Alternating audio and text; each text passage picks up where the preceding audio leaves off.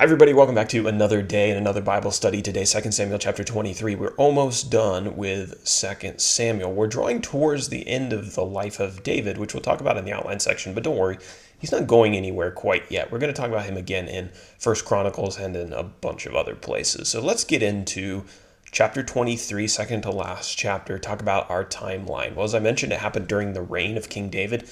That would have been between 1055 BC and 1015 BC, approximately.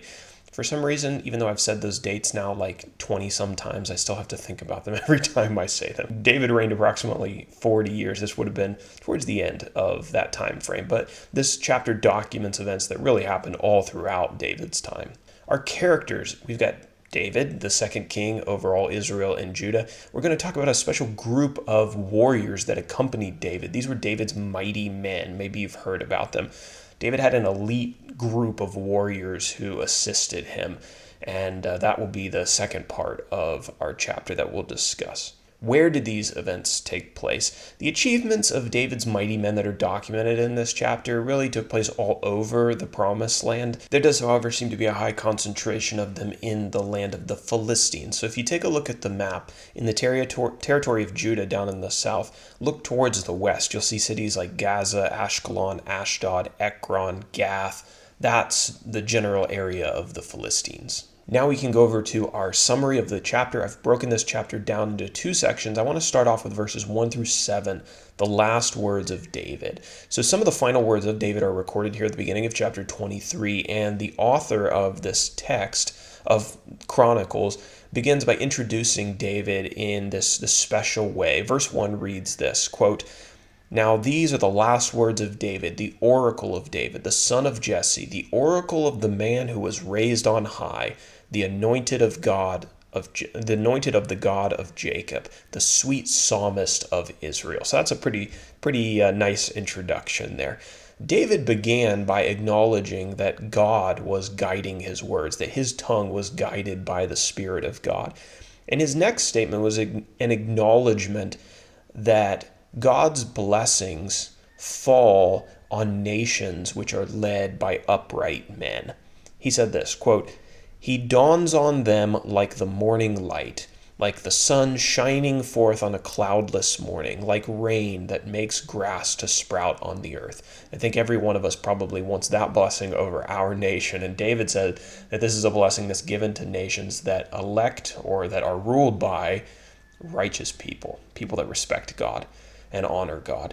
He mentioned in this text the everlasting covenant that God had made with his house, the promise that his kingdom was going to last forever, and that's going to be accomplished through Jesus, which we'll talk about more in our application section. Now the rest of the chapter, verses 8 through 39, David's mighty warriors. Generally you hear them referred to as David's mighty men. His mighty men were classified into two groups. There were three ultra elite warriors, and then there were about 30 elite warriors.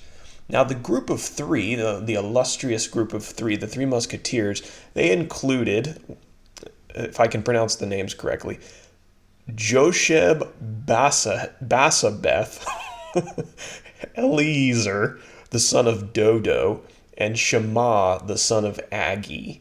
If your name was Josheb Basabeth, maybe you had something to prove. And if you were the son of Dodo, like Eliezer, maybe you also had something to prove. So maybe that's part of the reason they ended up in this illustrious group. Now, each of these three men, with God's help, accomplished incredible single-handed victories over David's enemies. And that's kind of how they get categorized as, ultra special. So now we move on to the 30 other elite warriors, and several of their exploits are described. These men certainly were no slouches in and of themselves.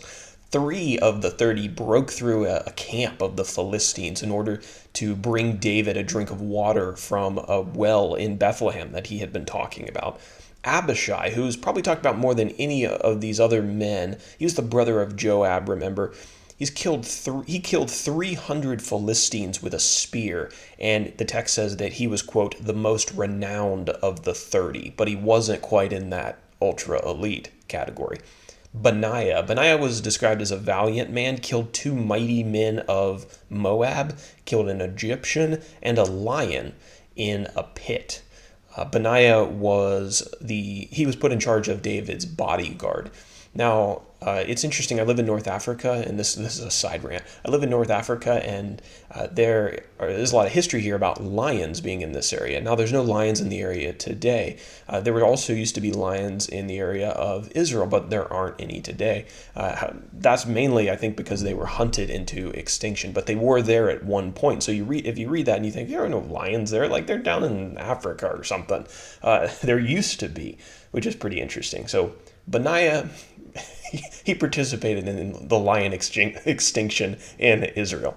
We also see in this list of 30 Asahel, who was Abishai's brother. He was also Joab's brother. He was killed by Amasa, if you remember, but he is listed here. Another guy who we know had died was Uriah. Uriah was one of David's mighty men, and we know that Uriah got killed by David himself because David wanted his wife, Bathsheba, for himself.